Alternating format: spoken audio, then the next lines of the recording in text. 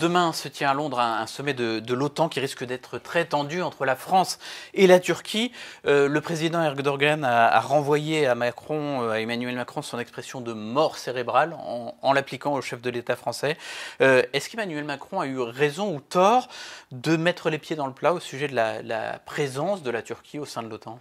Je ne sais pas, en tout cas il pose une question que tout le monde se pose depuis très longtemps, c'est quelle est finalement la raison d'être d'une alliance militaire qui est datée, dont les objectifs sont datés. À l'époque, c'était affrontement entre le bloc soviétique et l'Ouest.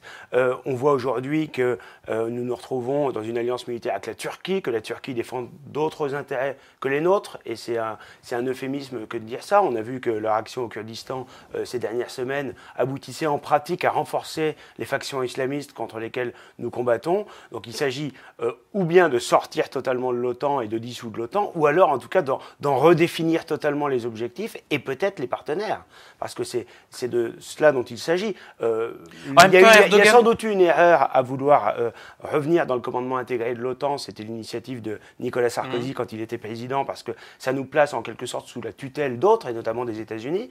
Mais ça pose évidemment aussi le problème du périmètre de cette alliance qui ne correspond plus du tout à nos enjeux géopolitiques actuels.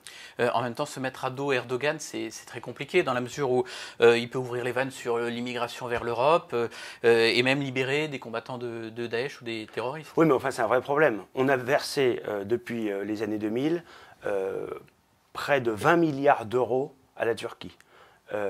Près de 15 milliards au titre des fonds de préadhésion, alors qu'on devrait mettre un stop définitif à l'idée même d'une adhésion de la Turquie à l'Union européenne, et plus de 5 milliards d'euros ces dernières années pour que la Turquie maîtrise les flux migratoires, ce qu'elle fait très peu ou très mal. Et aujourd'hui, Erdogan, en toutes circonstances, multiplie les chantages en expliquant que tôt ou tard, il pourrait ouvrir les vannes finalement et laisser des flux migratoires aller vers l'Europe. Donc dans ces conditions, Erdogan ne se comporte évidemment pas comme un ami ou un allié, et donc il ne doit pas être traité comme un ami ou un allié.